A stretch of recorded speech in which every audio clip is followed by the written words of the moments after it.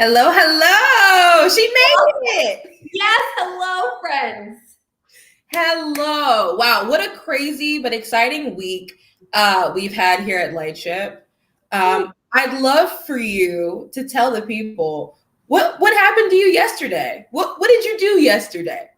Oh my goodness. So a few weeks ago, probably about a month ago, some folks at the Cincinnati Innovation District and the University of Cincinnati reached out and said, hey, that project we've been talking about, wondering if we can announce it because we've got some special guests coming to town. And I'm like, sure.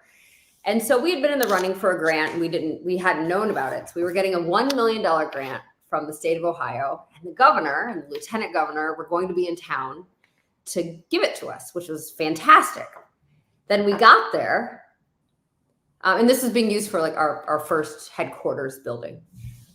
And then we got there, and the University of Cincinnati gave us another $11 million toward the building, which is like the wildest thing. So it was the chief information officer from the University of Cincinnati, the governor, lieutenant governor, president of my university, which is crazy, our mayor of Cincinnati, John Cranley, as well as the CEO of our Regional Economic Development Initiative, Kim Lauterbach, and then JP Nassif, who leads Jobs Ohio.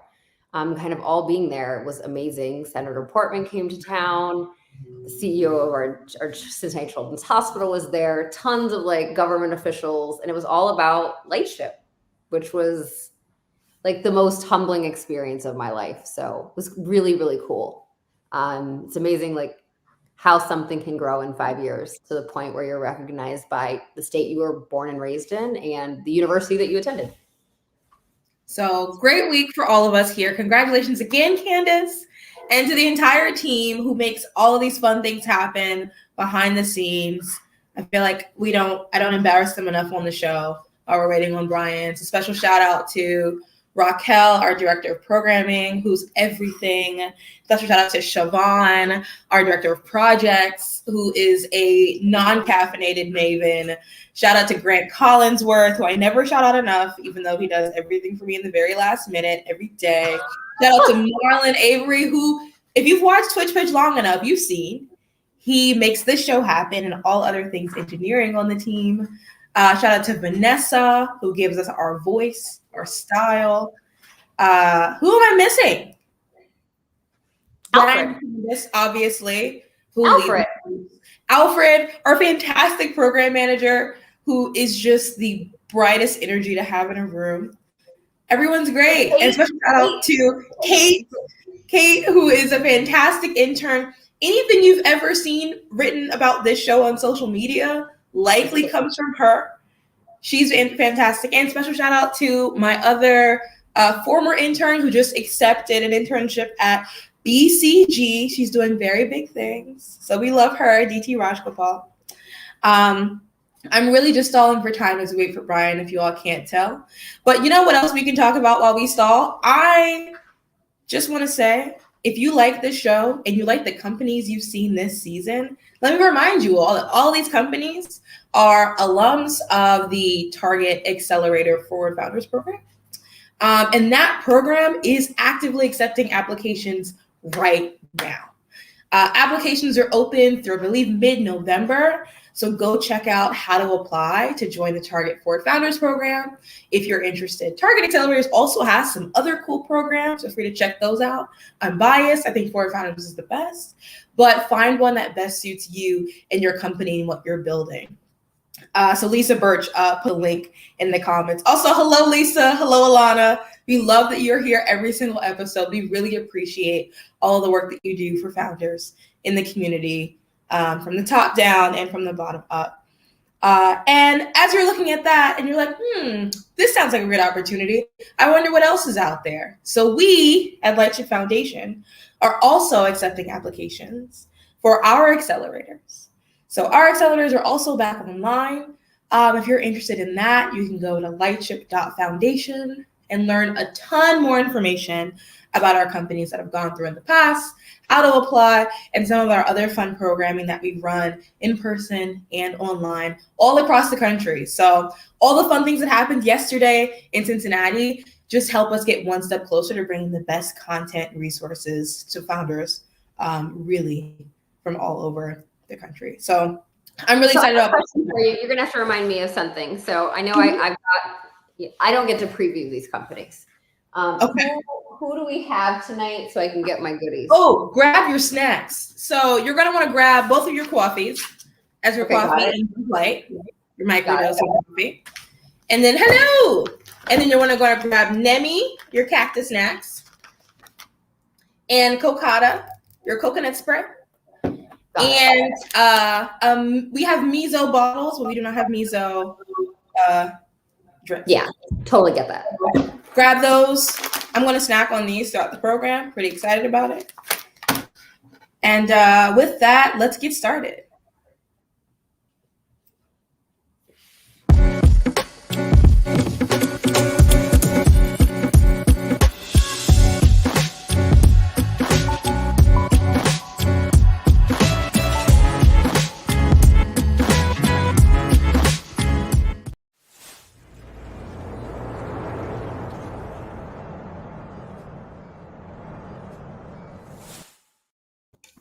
Welcome back, everybody. And if it's your very first time with us, welcome to Twitch Pitch, the very first pitch competition live here on Twitch. Every season, we see fantastic companies go head to head and compete for a grand prize of $25,000.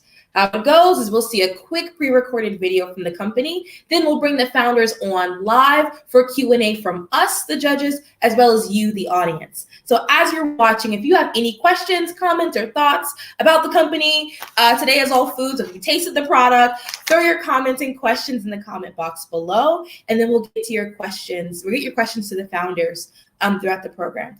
After that, we're going to give you some quick instructions on how to vote for your favorite company. So if you would invest in the company, there's going to be a little number that pops up on the bottom of the screen, and we're going to teach you how to vote for them throughout the night. So I'm really excited to meet our companies tonight. We've always talked about having a snack themed season. Well, guess what? We get 2 food themed episodes this week. So I can't wait to get started, but we couldn't do this without my fantastic team. On one side of me here, we have the Candace Matthews-Barkeen, who is our founder and executive director here at Lightship Foundation and our CPG and e-commerce expert.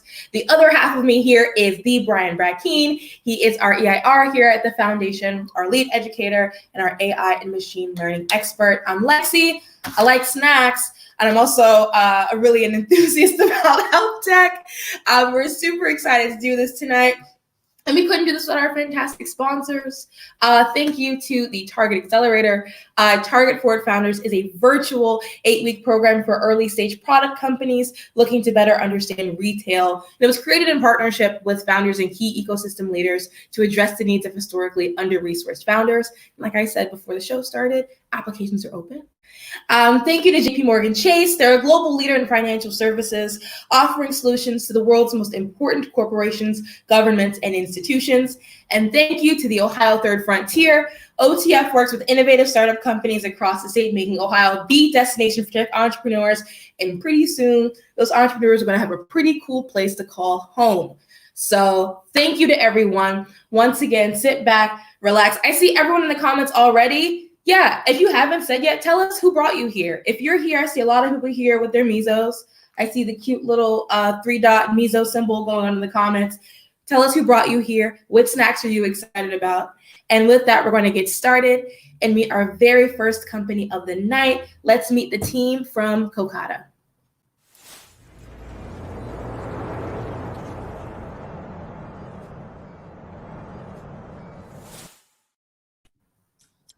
Hi, everyone. My name is Brianna Atkinson. I'm co-founder and CEO of Kokada, the original coconut spread. So like most other Americans, I grew up with peanut butter in my childhood, and that's one of the many reasons why the nut-based and sweet spreads accounts for $2.3 billion of sales a year in North America alone, and is estimated to grow 4% a year for the next few years. And this category is now full of other things besides just peanut butter, We have almond butter, hazelnut butter, mixed nut butter, but there aren't very many options that are nut-free or maybe like sweeter dessert spreads that aren't just laden with white sugar. And there was a survey conducted last year where 67% of consumers actually said they want to see more products with natural sweetening agents other than their regular white sugar. And another 51% said they would even pay more for food or drinks that are naturally created using sugar substitutes. So this was one of the many reasons why we started Kokada. We didn't see very many coconut-based spreads in the category. We didn't see very many nut-free spreads in the category. There weren't very many dessert spreads that didn't have a ton of sugar in them. And Kokada satisfies all of those things. We started with 2 flavors, our classic coconut flavor and our brownie flavor for the chocolate lovers. And you can use Kokada just like a nut butter. Some of the favorites are mixed into smoothies and oatmeals, of course, on toast or waffles in the morning, or straight out of the jar is my personal favorite. But there are also other ways that you can use Kokada, which is different than a nut butter. You can actually replace white sugar in your baked goods with Kokada, which is what happened in that banana coconut cream brownie recipe. You can also put it in drinks and alcoholic beverages. So what makes us different is, of course, we're in the nut butter category, but we're peanut-free, tree nut-free. We also are vegan, which other chocolate spreads may or may not be. We're gluten-free, we're refined sugar-free, and we're also low-fat and a little bit more calorie-conscious than a nut butter. So just a little different of a nutrition profile. We have dedicated give back programs. We donate 2% of our sales to community projects in Sri Lanka, which is also where we source our ingredients directly from the farmers. And we're one of the few brands in our category to proudly be a Black-owned and woman-owned brand. And our business model is made up of what we see as 4 pieces. We started with direct to consumer. That's our website. That's grown pretty well over the last year. We also have other online retailers. We launched on Amazon Prime 4 months ago, and we're also working with other online retailers to launch later this year. B2B partnerships is the third one. That's turned into a big bucket for us, partnering with coffee shops, ice cream shops to introduce Kokada to people that way. And lastly is one of our biggest ones, of course, and that's brick and mortar. We're currently sold in 13 retail locations, and we're growing pretty quickly in that area. Our team is made up of 3 of us. That's me on the left. My name is Brianna again. I'm co-founder and CEO. And our other co-founder is Jared Golstani. We both have a background as Division I college athletes. I even went on after and played for a national team. And this is where our team's inspiration for a Better For You spread came from. That's just a natural part of our team's lives, and we're excited to share it with our new Kokada family. And Adam Bolgren is our 3rd team member. He comes with 10 plus years of sales experience. So our 2-year roadmap, we see Kokada as a brand that can be in pantries across the country, that can be the healthier but vegan and coconut-based brand. So over the past year, we've launched in retail locations. This year, we've seen a 15% average monthly growth in our e-commerce space, and we're expanding in the New York metro area as well as in the Southeast. Next year, we plan on focusing on mid-size retailers in the East Coast and California. And a year or 2 out, we see ourselves in mass market retail, again, as the brand name for coconut-based Better For You spreads and ultimately treats. So we have a lot to do on Kokada. We also have a lot to share. So thank you so much for listening, and we're excited to take questions.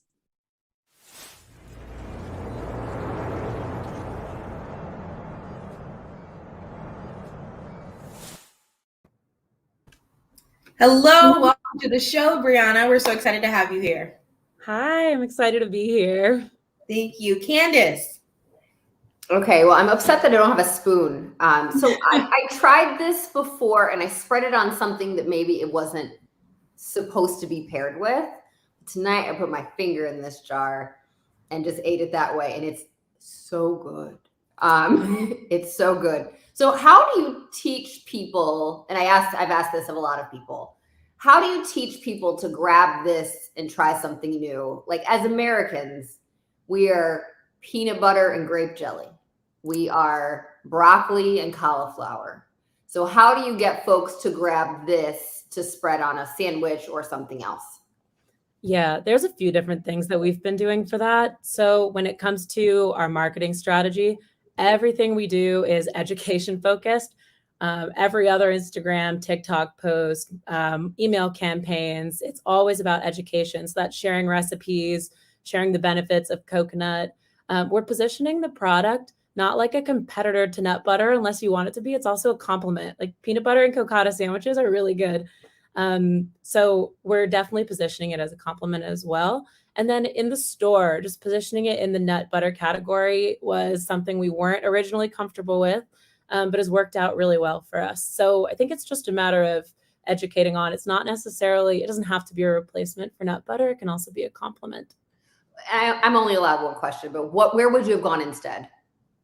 Originally, we were thinking about going in like the fresh fruit section or towards the things that we would recommend dipping into Kokada. Okay, thank you. Mm-hmm. Brian? I have a question about the B2B partnerships, which I like that model a lot. Who's doing the pushing and who's doing the pulling? It sounds like at first maybe you were like, what a great channel, but then also for them, it gives them some differentiation, right? So like, where do you see those relationships going? Yeah, this has evolved a lot over this year. So I'm really glad you asked that. In the beginning, of course, it was more us reaching out to them, looking for, there's a local frozen popsicle store, looking for them and saying, hey, you have a sundry store and we'd love to give you a bulk sample and make a Kokada popsicle. So it started that way.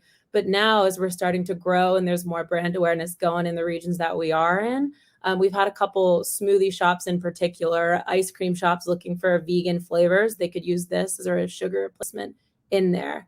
And the more that we grow, the more we're leaning into that. And we're hoping to eventually start doing something like Hippies was really, really popular in Starbucks. That's how they launched, or Oatly's playbook in coffee shops. So now we're thinking about that as our way to build brand awareness to ensure we're moving off the shelves. Excellent. So I have a super specific question as our resident nut allergist here. And folks, if you have questions, put them in the comments and I'll get to those in a second. How is manufacturing for you? So in a lot of places in the US, and I'm sure you've probably experienced this, coconut products are not allowed in tree nut peanut free facilities.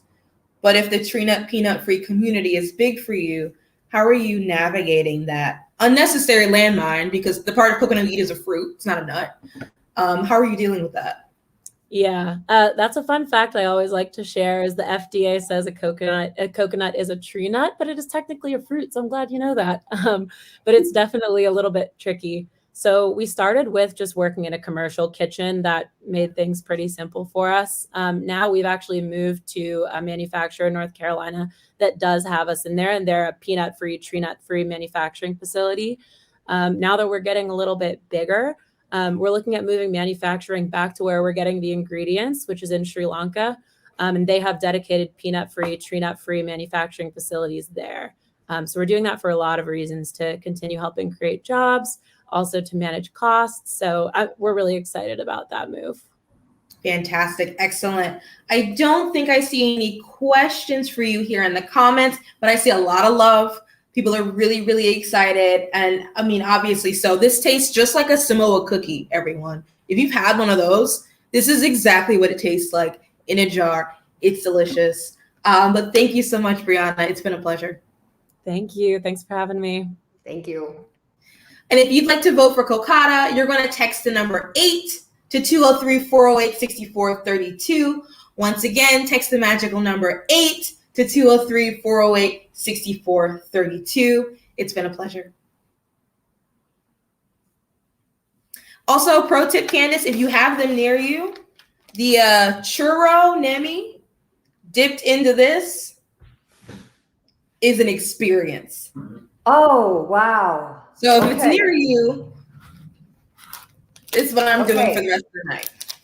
Okay. If I can reach it and make it not look weird, we're going to get there. Excellent. So once again, number 8 is Kokada's magic number to 203-408-6432. And folks, just so you know, as you're watching, if I don't get to your question, I promise it's not intentional. Sometimes there's a lag in when we get your questions in. So the faster you can put them in, the more likely we are to get to them while the contestants here on screen. But yeah, so delicious. Love mixing the product. So Candace is going to grab her Nemi And while she's doing that, we're going to meet our next contestant to infinity and beyond. Let's meet the team from Buzz Light.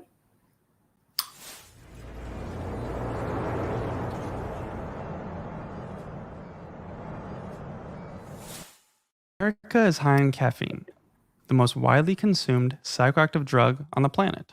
We know the fat in our milk, carbs in our beer, and even the thickness of our toilet paper, but we still have no idea how much caffeine we're consuming.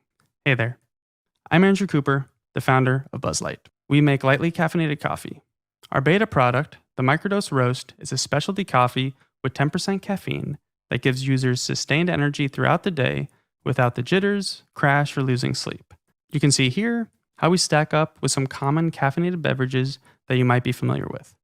Unlike traditional, regular, and decaf coffees, we lab test our coffee to deliver a consistent and intentional amount of caffeine in each serving. Traditional decaf has a stigma of poor taste, no energy, and something your grandma orders at early bird dinner. Just ask my friend Nathan, who has a death before decaf tattoo. We are solving this by roasting a hybrid blend of ethically sourced beans that are put through a natural sugar process to land on our lab-tested caffeine results. Now let's check back in with Nathan to see what he thinks of our beans after trying them. Looks like they shattered his expectations of what lightly caffeinated coffee can taste like.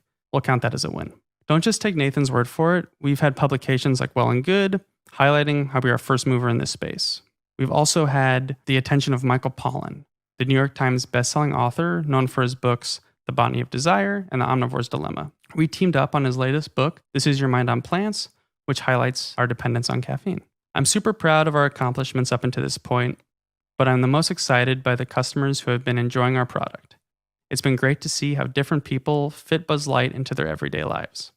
We have customers who are surgeons that drink Buzz Light to avoid microtremors before surgery, athletes who incorporate Buzz Light into their training, and expecting moms who are cutting back for their newborn. The opportunity here is similar to what we have seen in non-alcoholic beer, and we are looking to awaken a comparable sleeping giant within the coffee category.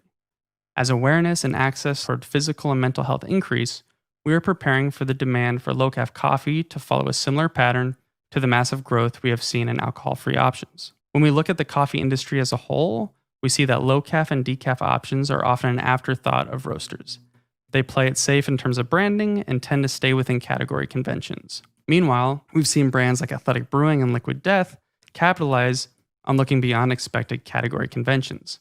Similar to Athletic Brewing, we're looking to be the first movers in a forgotten category. And similar to Liquid Death, we will have the flexibility to market our product freely, outside of the confines that a traditional coffee brand will have to follow. The next phase of Buzz Light involves expanding into retail with a ready-to-drink product. Here are some mocks of our current can that we're testing in market. An RTD beverage gives us an accurate dose per serving at a more approachable first purchase. It also targets a younger Gen Z consumer that is consuming cold RTD coffee. We are looking to fundraise to cover R&D, branding, development, and marketing around this new product. We plan on continuing to maintain our current bagged coffee as our D2C offering. Currently, I operate Buzz Light as a solo founder, but I'm lucky to work closely with a talented group of advisors in both D2C and CPG. This advisory team provides me with expertise in direct-to-consumer, operations, influencer marketing, content creation, and PR. I've developed digital marketing strategies for e-commerce brands like Bonobos, launched WeWork's first online store, and most recently developed creator campaigns for Fortune 500 brands. So thank you so much for your time. I'm glad I could share Buzz Light with you, and I hope this has given you an idea of how we are here to help the world lighten up. Thank you so much. Drink Buzz Light. Cool beans.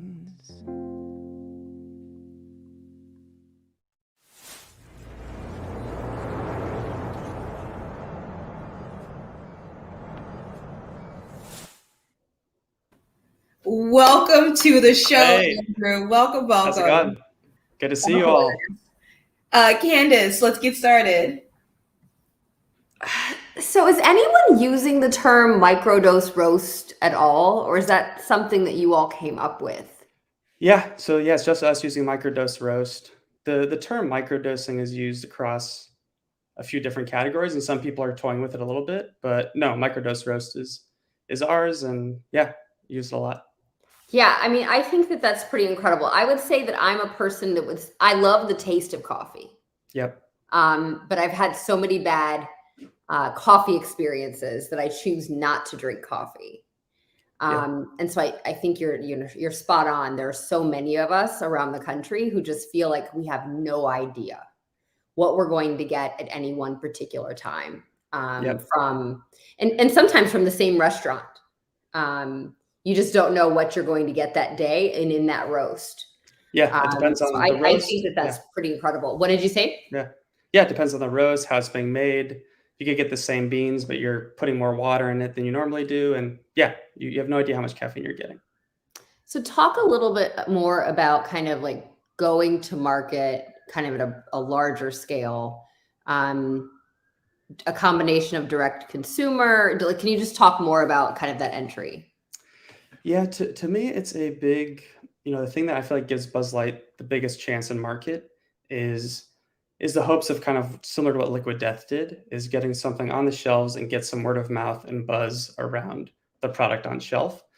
So now I'm focusing a lot of energy on developing this ready to drink product, getting the branding and labeling correct, and then just pairing that with social and pretty much TikTok marketing at the same time.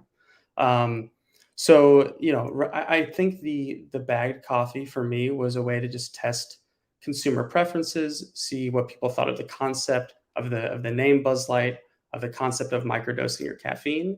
And that's all kind of led me to, all right, let's officially, go after things with the ready to drink product. Brian? I think that was the first Twitch pitch jingle we've had, if I think about it. Let's go. So, it's impressive. Great. I actually have more of a comment I'd like to hear your comments on.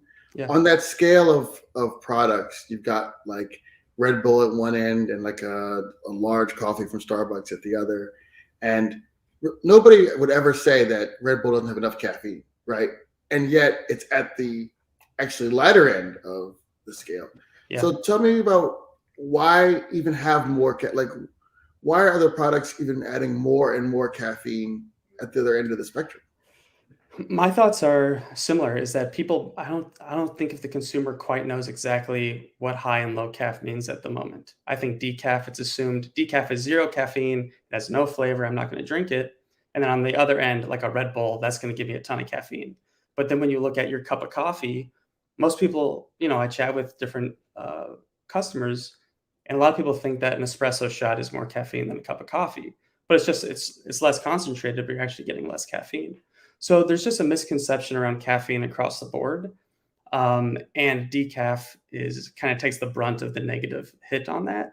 So my thought was, can we give you a little bit of that caffeine that has been proven scientifically to give you more sustained energy, and that people are already microdosing other psychedelic drugs?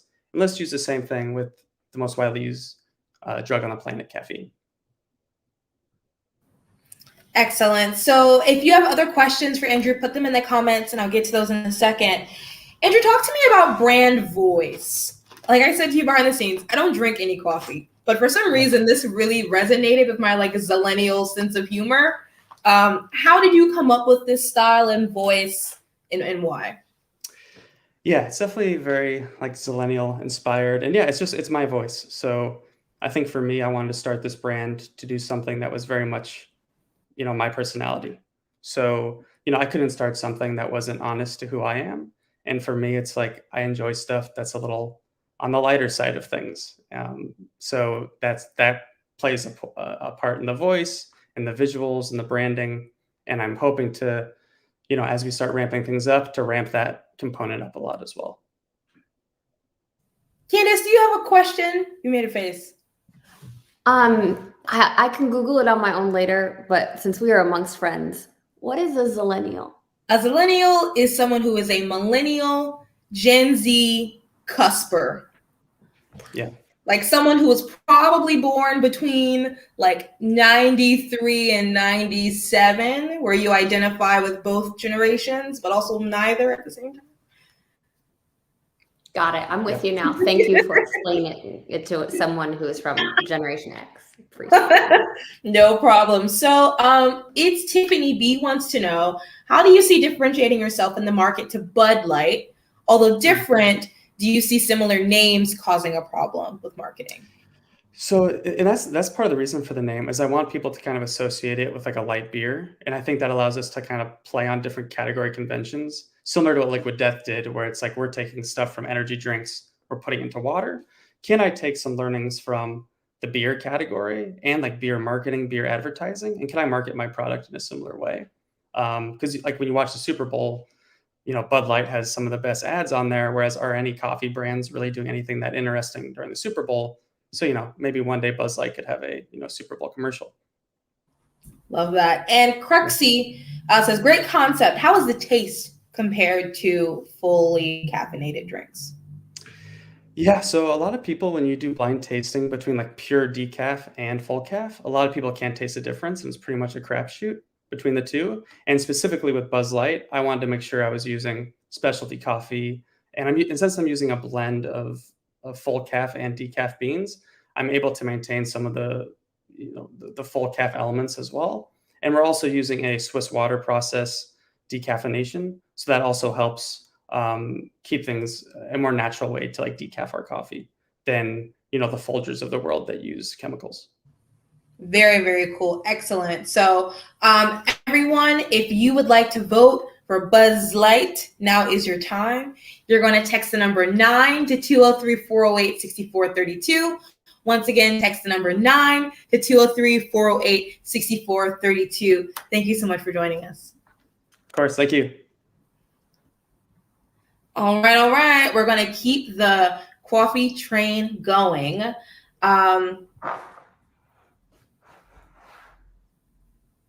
You all right? Yes, I'm just getting my coffee out. Oh, we're going to keep the coffee train going, and we're going to meet the team from Ezra Coffee next. Beautiful packaging.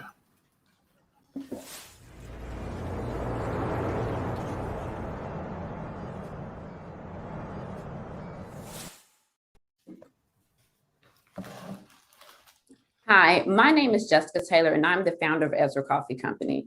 See, my sister and I started drinking coffee at a very young age, and we used to douse it with creamer. However, my sister, who has asthma and eczema, was later informed that she was lactose intolerant, and therefore we could not have any of those amazing milk-based flavored creamers that we did before. However, I soon noticed that this was not an isolated event. See, according to the National Institute of Diabetes, Digestive, and Kidney Diseases, 68% of the population suffers from lactose intolerance. And of this, Black and brown people are the largest groups affected by it as well.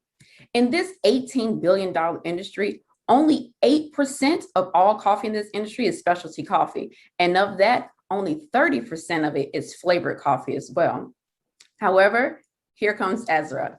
Ezra Coffee offers coffee blends in 6 different blends. We have 3 mixed origins and then 3 flavored blends. And we also have a spirit infused blend with cognac. Our blends are like none other. Our candy yams and toasted southern pecan are unique to the biopic communities, and which actually kind of make us special. In addition to having flavored blends, we have a spirit-infused blend. Our Le Grand Nuc 1928 allows us to be the only company, Black-owned and woman-owned company, that has a spirit-infused blends. All of our flavorings are very specific to the blend names and the origins, and our bags and the Ghanaian and drinking symbology. We are also community-focused as we look to support students who are matriculating to and through four-year universities. Our business model is the D2C, direct-to-consumer business model. We source our products from well-known farms. We then sell those products using a D2C model where individuals can order online or from conferences or even through subscriptions as well. And from there, that's how we generate our revenue. While we are young, we did have an amazing year, and we are continuing to grow day by day. In addition to that, we donate a portion of our proceeds to assist students who are matriculating through college. Our customer traction and where we have been has allowed us to know that our flavors are not just something unique, but that they are also in demand. As you can see from the highlighted states on this map, we have had traction not just in our state of Texas, but in neighboring states as well. Our roadmap shows where we are, where we started in February of this journey in the beginning of the year, and most importantly, where we're going. After joining the Forward Founders Program, we've really got the tools and toolage to continue to move forward. And with that, we are looking to continue to expand and grow into mass retail. Our team is small but mighty. As the founder of Ezra Coffee, a former educator, and also a coffee enthusiast myself, I work with additional contractors that we hire on to do special products and projects within our group. Within Ezra, we are continuing to grow. And one thing that we're looking for, in addition to financial support and funding, is a director of operations who is experienced in coffee packaging, also has great project management skills, and most importantly, will assist us in fundraising as well. So again, my name is Jessica Taylor, founder of Ezra Coffee Company. A specialty coffee will really look to connect culture, history, and also provide a unique coffee experience for all.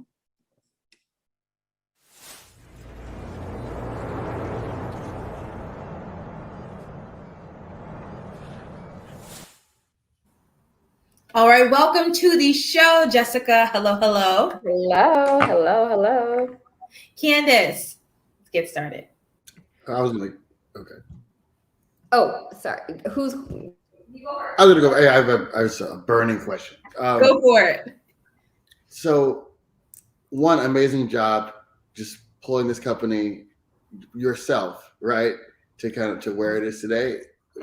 We know here that's like a labor of love, 12, 13, 14, 15 plus hour days, right? Yeah. To go from wherever to where you are today. As you look at hiring additional help, you talked about like a number two to take on some of the operations pieces. Let's say you were to hire to maybe raise more money. Who are some of the other folks that you think you need in the pipeline to take you to the next level? Yeah, thank you, Brian. Great question. So one, in addition to someone who can assist us with operations, who is really familiar in the CPG space, right? We're really trying to move into larger markets. That would be someone, and then also someone who could really assist us in telling our story and marketing our brand to larger groups and bigger audiences. Those would be some. You know, I'm really thankful that you asked, because yesterday was a good day, and today's even better because we extended our first offer. So we're really excited about this, yes, and hoping that they sign on to come on and help us as well too. So that's what we're looking to grow to, and also bringing those people on to not only allow us to be a stronger business, but also allow us to touch different markets where we're not currently seeing. Fantastic. All right. So my question, so you talked a little bit about lactose intolerance, and also that obviously there's many of us who are vegan and we have a hard time finding kind of great non-dairy options. Do you have ideas about potentially coming up with either creamers or flavoring options for folks who just really steer clear of dairy in general?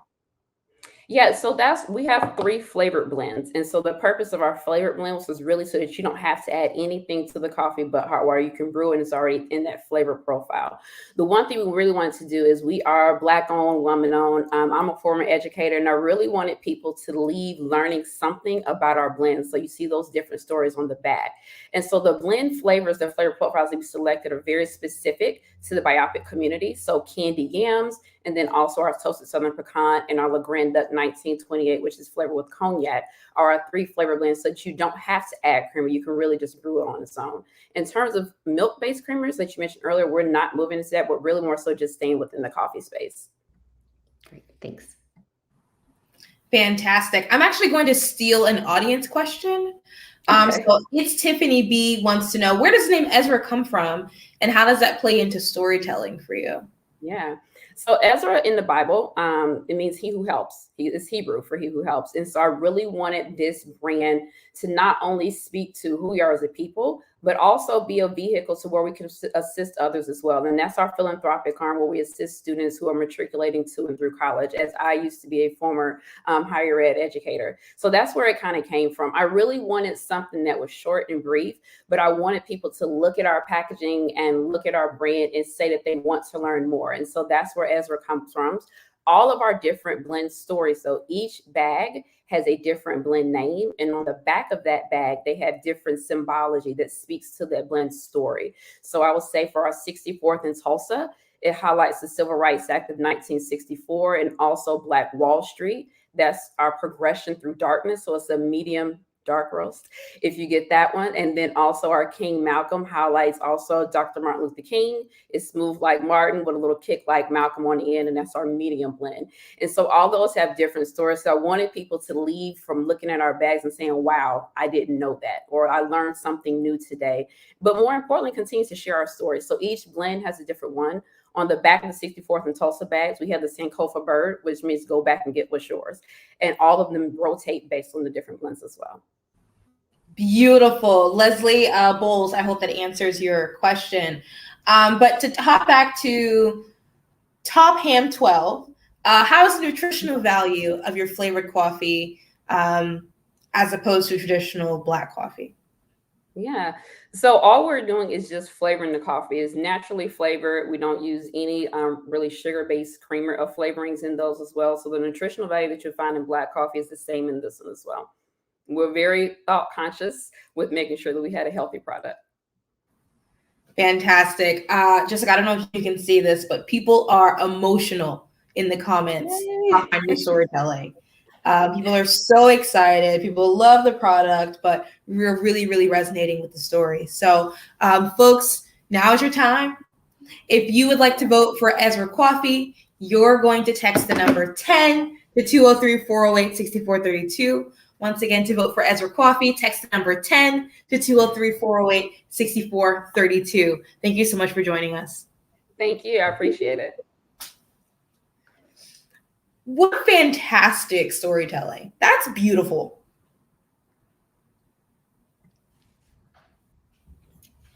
Oh, Lexi, you know how that one time Ham kind of like started messing with your camera? Just, yeah. It's so close. It's so close right now, but it's going to be fine. It's going to be fine. Oh, is the cat setting on the camera for you? I don't know if your cat has ever had a Twitch pitch debut. Oh, it's happening. It's happening. So, listen, clearly there's another member of the Lightship team that I don't know if all of you have met. Almost. Who is the fluffiest little kitty cat. She probably can't reach it, can you? Aww. The camera's just beyond, and the cat is just beyond Candace's reach.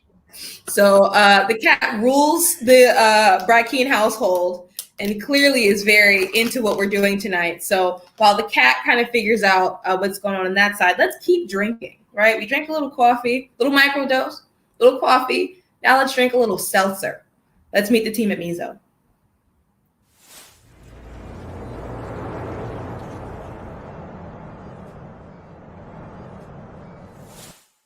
So excited to introduce you to MIZO Hard Seltzer, a new hard seltzer brand bringing something different inspired by our roots to your shelves. I'm Holly Paul, and I come from a strategy and operations background in various fast-growing startups. This is my co-founder, Chris Tran. He comes from a background in investment banking and corporate strategy. Our parents immigrated from Vietnam and Taiwan back in the 80s. They grew up eating fruits that became nearly impossible to find after moving overseas. Fruits like calamansi lime and Asian pear. When they no longer had access to these fruits, they planted them in their own backyards. Because of our parents, we've been lucky enough to enjoy these fruits growing up that most others haven't had the chance to try. Our parents shared these flavors with us, and now we want to share them with you. Inspired by our backyard fruits, we created MIZO Hard Seltzer to share these amazing flavors with others in the most celebratory way. We have 3 flavors: lychee, Asian pear, and calamansi lime. These flavors we don't often get to see on our shelves. What we do see is a heavy repetition of black cherry, grapefruit, and so on. And that's the problem. Like many other food and beverage categories, the hard seltzer category lacks Asian-inspired flavors that are growing to become widely accepted and known.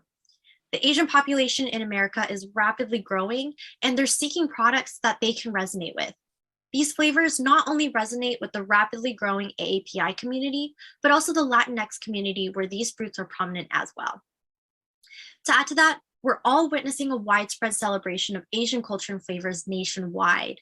And consumers are increasingly seeking new flavors. In fact, 1 out of 3 hard seltzer drinkers make their selections purely based on a new flavor. And with all of this, now more than ever, that gap on our shelves is growing more obvious.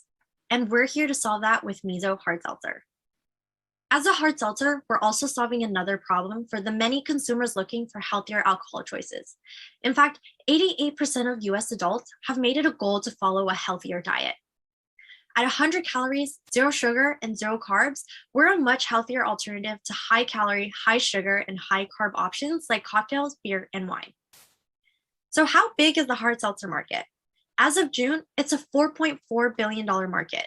It's grown 8 times since 2018 and is projected to grow to almost $15 billion globally by 2027.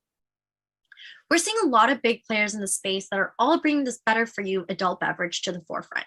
You're probably thinking, okay, so how is MIZO Hard Seltzer different? We differentiated ourselves from the major players in the market by having 0 sugar and 0 carbs, and bringing in Asian-inspired flavors and doing it authentically as first-generation Asian Americans. Let's talk a little bit about customer traction. We just launched 2 months ago when our very first retailer took a bet on us, and we actually sold 2 pallets in our very first day of launch. Now, we're in 15 retailers throughout the Bay Area. And we're the #1 selling hard seltzer brand at several of our retailers, selling better than category leaders like White Claw and Truly. We actually just heard from one of our retailers this week that we're a top 5 selling brand across all alcohol categories. That's beer, wine, and spirits. We got some really exciting things coming up. We'll be launching our online shop in just a few weeks, and that's going to open up D2C capabilities to 43 states, extending our reach to outside of the Bay Area. With the help of a sales team, we'll be able to rapidly expand our retail footprint regionally and expand distribution across multiple states. So we invite you to join us on our journey. By the time you're listening to this, we'll be available for purchase online. So go ahead, grab some drinks on our website at drinkmizo.com. We're also currently fundraising and we're open to investor conversations. If you're interested, please send us an email. Fun fact, these Asian pears in this photo, we actually picked from our own backyard. Talk about a backyard inspiration. Thanks so much for joining us.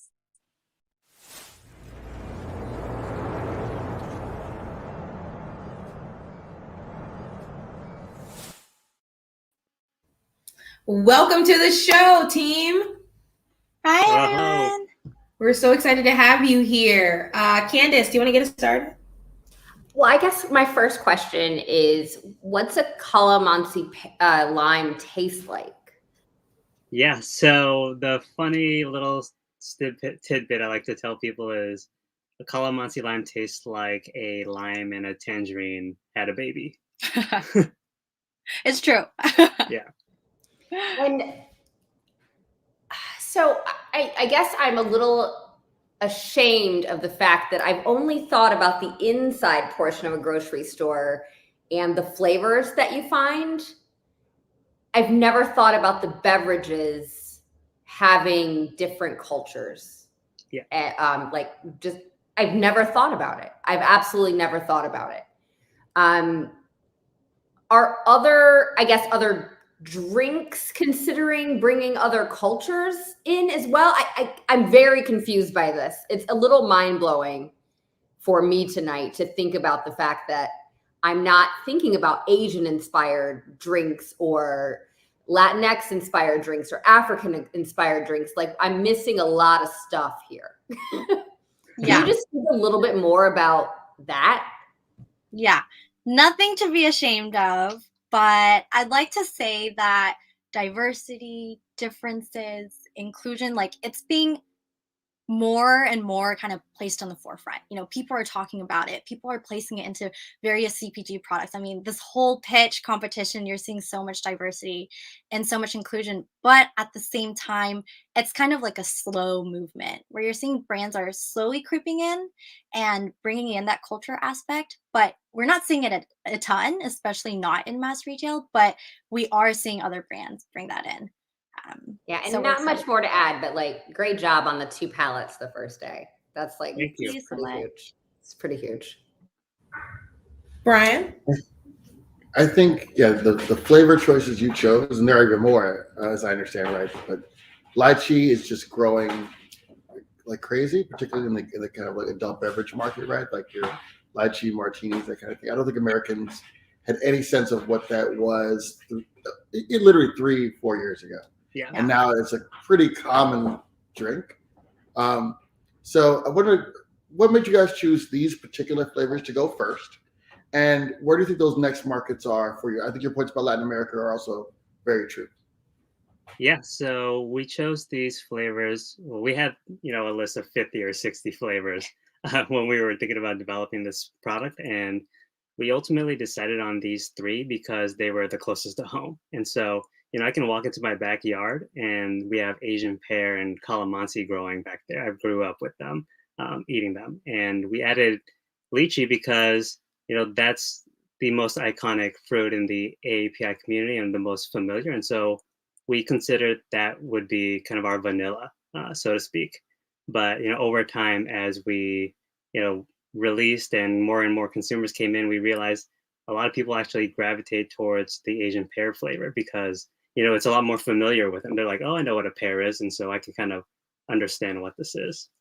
And yeah, and right now we're in the Bay Area. We're thinking about distribution right now, and we just hired a sales team, and so yeah, we already have our 2022 and 2023 roadmap out, hitting key states like Florida, New York, Virginia, basically areas where there's going to be high populations for this affinity group, and from there kind of work with distributors to figure out what's the path of least resistance to kind of go nationwide.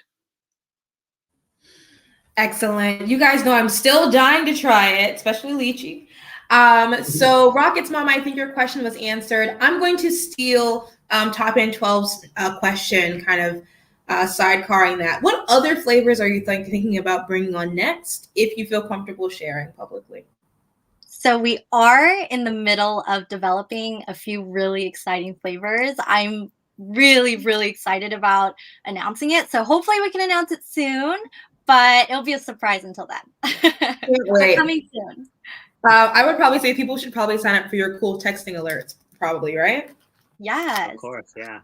Check it out on our website. And on the website. Where did the name MIZO come from, which is leisure ease question? So MIZO, spelled with a U, so MIZU, is actually the Japanese word for water. So we wanted to play on something regarding beverages, knowing when we were thinking of MIZO back in the ideation phase, beverages, sparkling waters, hard seltzers, they were all kind of like on the rise. And we're like, we want it to have a meaning.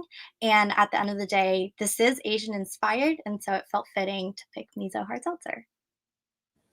Excellent. And JFam022 wants to know, do you anticipate expanding outside of Asian flavors?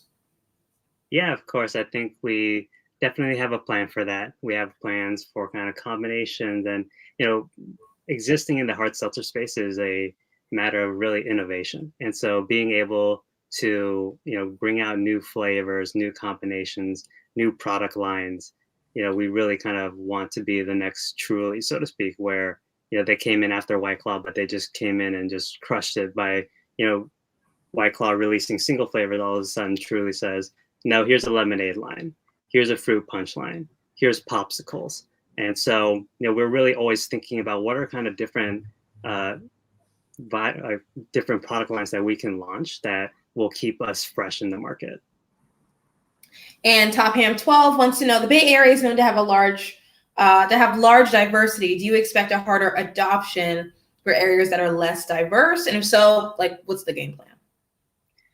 So I can take that one. Yeah, I mean, I think there is an expectation for sure, and we're definitely preparing for that. Chris mentioned we're already working on potentially distributing to other states where the Asian American population might not be as prominent.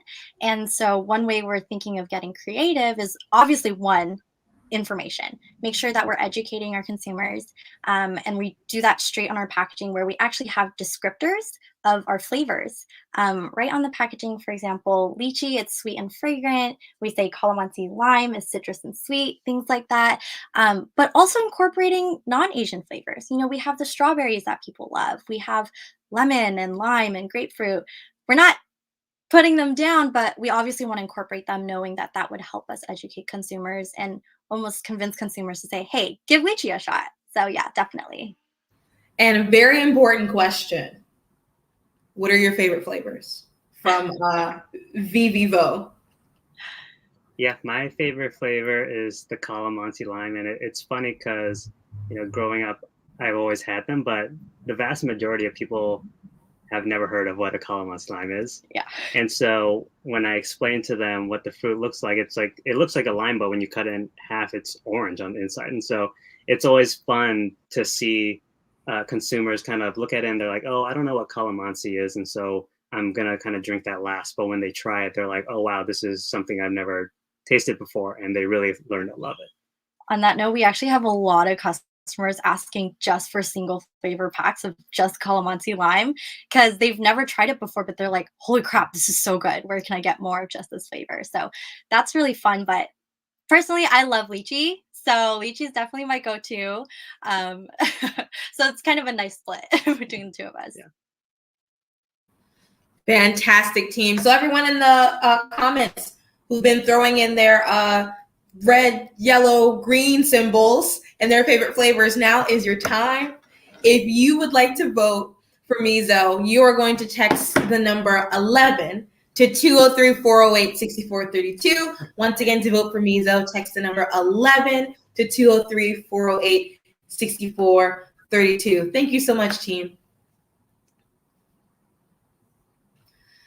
Fantastic. I just want to say people came out very strong for MIZO. They came hard for that one. Yeah. The amount of color emojis in the comments is insane. And whoever Rocket Mama and Papa are, I see you. I appreciate you. We love the engagement. So we're going to meet one more team of the night. I've been snacking on their snacks all night long. So let us a very cool team from Nemi.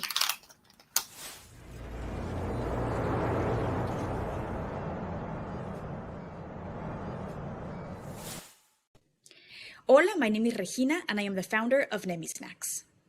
I grew up in Mexico City, and when I moved to Chicago, the first thing that I did was go to the grocery store to look for Mexican food or products. I went into the so-called ethnic aisle, and I remember not feeling represented. I found well-established brands that were portraying Mexico and my cultura in a stereotypical way, brands that were unlikely to upgrade their ingredient list and innovate in the marketplace. I then went to the produce section, and I saw nopales, the prickly pear paddle, a staple crop in Mexican food found in every mercado.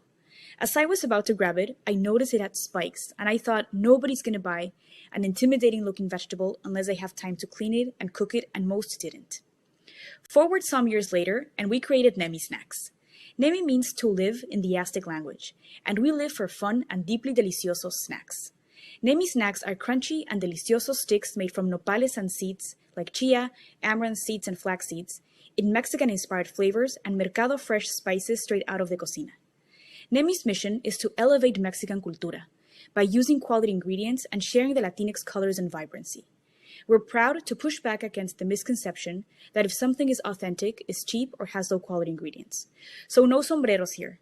Our flavors like churro, chipotle, chile, and lime come from family recipes and include only real ingredients and the best quality chiles and spices. Nopales are one of the most sustainable Mexican plants. They thrive in hot climate, need little water to survive, and don't need pesticides. They're packed with gut-friendly fiber, and culturally, they represent resilience, as strong and nutritious plants can grow amidst harsh conditions. Our nopales come from a certified organic farm, and we promise spike-free snacks. Our consumer is the adventurous, health-conscious female millennial, urban and suburban, looking for healthier snack options for themselves and their familias that deliver on taste, on crunch, and convenience. We constantly connect with our consumers for first-hand feedback. Our consumers love Nemi and are sharing their amor for Nemi with their community. Shoppers are gravitating towards value and innovative snacks just like Nemi. Our churro flavor is a kiddo favorite. They call them sugar sticks, but if they only knew, we don't use any sugar. We got the taste, the crunch, and nutrition. A higher nutritional profile than the average competitor, no artificial ingredients or flavors, and we understand that as a food company, we have the opportunity to meet more than a food craving and a need for innovation. We work directly with farmers, women of color, and partner with a local Chicago nonprofit committed to food justice. The market opportunity is there, and we're filling a brown space opportunity to bring más sabor and menos junk into an underdeveloped category. The Latinx market is valued at $2.7 trillion, savory snacks at $36 billion, $21 billion for Latinx packaged foods, and we know that the trend drivers for Latinx are wellness, experience, and identity. We have an omni-channel presence. We're in 125 locations and food service. With e-commerce, we sell through our website and online partners where consumers shop like Bubble, Juice Press, and other Latinx-inspired stores. Our average order value is $35, customer acquisition cost is $8.3, and even though we've invested $0 in marketing, we have a repeat purchase of 30%. Nemi launched in 2019 with a DIY packaging and website, and me at all the mercados and demos I could attend to connect with our consumer and get feedback. In 2020, we pivoted to organic influencer and email marketing and tripled our sales from 2019. This year, we've been working on the rebrand that came in response to our consumers' feedback. We focused on lowering costs and better positioned Nemi to absorb distribution costs in 2022. We're also in the process of transitioning from fulfilling orders from my basement to a third-party logistics. In 2022, we'll continue focusing on brand awareness, digital marketing, and local distribution. We're currently at a run rate of making $900,000 in the next 12 months. But the crunch ride will get crunchier, amigos. With growth comes happy problemas, like being out of stock month after month. Nemi Snacks will bring the Latinx into the next generation of iconic CPG brands in the U.S. marketplace. But in order for this to happen, we need your help and this award to make this a reality. We need support for production, the launch of the rebrand, and website upgrades to better position Nemi for a friends and family race in 2022. Our team is made up of myself, Karina, our increíble publicist, Sarah, the numbers shiro, and Arnulfo, a crunchy snack aficionado. We're excited to continue growing and even more excited to have you on board. From the bottom of our corazones, gracias for helping us elevate Mexican cultura and diversify the Americans' snacking experience.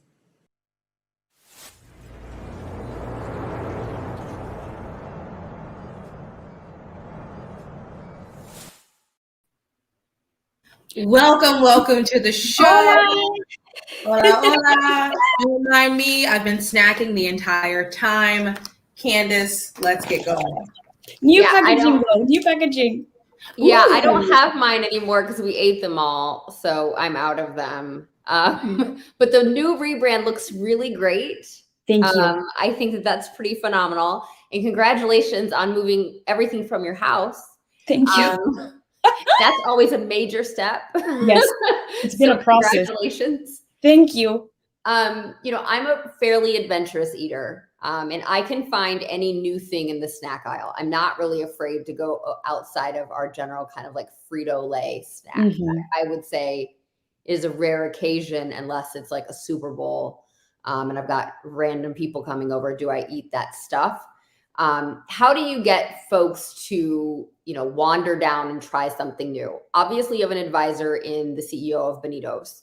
How did he or how do you plan on expanding the taste palettes of the standard American? Yes, thank you. That's a great question. So when we first started, we were thinking about what's going to be our flavor profile and how can we find that middle point between innovation with a new ingredient for some communities, not that new for communities that are based some in Illinois, California, Texas. But how can we find that middle point between what the consumer already knows in flavors with this new ingredient like nopales? So when we first launched, we had 7 different flavors. And I did a lot of focus groups and of getting really that information from the consumer saying, you know what, I don't know what nopal is. And I also don't know what guajillo chile is, even though it's part of our flavor profile. And I don't know what this, so with that came the name, for example, smoky chipotle, right? Well, people know and understand smoky, and then chipotle is getting more familiar, but it's still a Mexican name and a Mexican word. So pairing that too. The churro flavor, for example, came as a seasonal, and that's how I test flavors too, as seasonals in 2019. And we added cinnamon just to add like that little extra for familiarity. The Mexican lime, we changed. I don't know if you noticed, we send you the spirulina lime flavor name, but after doing consumer feedback, and this rebrand came 100% as a result of consumer feedback.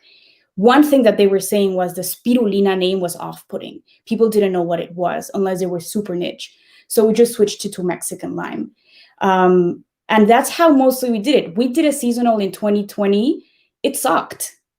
So that's how we're kind of getting ourselves out there when it comes to the flavor profile and familiarity. Fantastic. Brian? Excellent pitch. I actually Thank really you. appreciate how you moved between English and Spanish, particularly an easy word for me, but I Thank you. think it keeps true to the culture, and that's really important part of the business. And so I would always suggest that you do the exact same thing in all your pitches. It came off perfectly. Gracias. De nada. So I have a question about the different cultures. So I think sometimes, particularly U.S. investors, they think of Latin America as this one giant place, right? Right. When in reality, it's lots and lots and lots of different places, cultures, foods. So tell me about some of the adjacency. Are you going to find that people that are from Guatemala or Colombia or Argentina, right, further away, how easy is it to get those consumers to fall in love with some of your tastes? You mean with Mexican flavors? Yes, Mexican flavors. Yeah. So I think when we're talking about the brand and part of the brand story, I mean, I identify myself as Mexican, but I also identify myself as a Latina. And then with that also comes sharing that part of Latina culture. Because when I talk about, I'm elevating Mexican cultura, and this is a conversation that is a constant, especially with retailers and with stereotypes of when someone goes into the ethnic aisle to find not only Mexican products, but also other kind of identified as ethnic products. According to data, the consumer goes in thinking that it's going to be cheaper and that it's going to be potentially a low quality kind of product. So in that, I see this as a collective effort of it is more than a Mexican inspired product. Right now I'm using Mexican inspired ingredients and flavors, but I am open and we're thinking about how far can we go when it comes to the Latinx population, because right now also 45% of our consumers, they're Latinx, mostly females. And so we're thinking about that also when we talk about authenticity and going against that misconception or stereotype around authenticity. Gracias. De nada. Fantastic. So as you think about where you are now and in the future for retail, where are you or would you like to be shelved in terms of aisle? So this is a constant conversation with retail and also with food service that also have an option for retail, right? Because right now I only have one size, which is one serving. And it kind of get lost in the shelf. If you go into the snack and chips aisle, you see the bigger bags, the Familia style bag, which we are exploring into doing for next year for placing and for visually being more attractive. So we are having a constant conversation as where we stand right now with the current size, we're going into sort of the food service area, the grab and go place next to the register. I mean, we're looking into this real estate options. And also there's some stores where we sell, I'm thinking about one chain that has 82 locations where they're selling the product, but they're also adding Nemi sticks as a salad topping on soups instead of croutons, and also on smoothie bowls instead of like granola or something crunchy. So we can also, leverage on discovery and education with the consumer with that opportunity, but also when thinking about placement and how we're sharing that, knowing that we're not on the shelf, like the main chip shelf section. Excellent. I'm going to have to try that. So Top Ham 12 wants to know, are cactus chips your only product now? Maybe talk about if you're thinking about exploring other alternatives, seaweed, fish skin, veggie chips. Yes, so cactus chips are my only product right now. The reason why we use nopales and the reason why we're focusing right now on nopales is the ingredient profile, but also the cultural significance that it has in Mexico. It's in the Mexican flag. The eagle that is eating the serpent on top of that plant, that's a nopalera. This is a nopal. It has I don't know if you can see the slime. Maybe you don't. Well, but it's difficult to share the flavor because it's very different from its natural state. I think it's difficult for me to say, hey, do you want to try this slimy, spiky vegetable? That's very difficult to share. So we're like getting it in a fun and crunchy way. There's a lot of things that we can do around nopales that we're currently exploring for the last quarter of 2022. And at the moment, we're thinking about continue focusing on nopales as one of our main ingredients, but not only in a crunchy snack profile, in other different ways as well. Excellent, fantastic. So folks, if you would like to vote for Nemi Snacks, you are going to text the magical number 12 to 203-408-6432. Once again, text the number 12 to 203-408-6432. They're so good, guys. So good. Thank you so much for joining us, Regina. Thank you. Thank you so much. Thank you for this opportunity. Fabulous Thank you. job. Gracias. Thank you. You know what I was just thinking about as she was talking? It makes me think that she can make nopales the new Brussels sprouts or cauliflower. I feel like both of those had a moment each over the past 5 years where they really became the forefront of food again. But what a great episode, guys. We saw some fantastic snacks, some fantastic drinks. Now I'm sure Brian and Candace are very ready to go eat their dinner. And please, everyone, welcome to the Twitch Pitch family, the newest member of the family. You want to give an intro, Candace? I forgot your cat's name. Oh, this is our foster cat. This is Hubert. Welcome to Twitch Pitch, cutie pie. Yeah, great. Nice, even noise. So with that, Hubert's going to see us out. If we have a quick moment, Marlon, feel free to show the folks a little more information about our friends at Target. Happy to hear a little bit more about their program. And then outside of that, we'll see you guys on Thursday. Same time, same place, 7 p.m. right here. More food. Can't wait for you to see what we've got going on then. It's going to be crazy. And that'll be our last first round episode of this season. Then you've got to come back next week and see who wins the whole thing. It's going to be insane.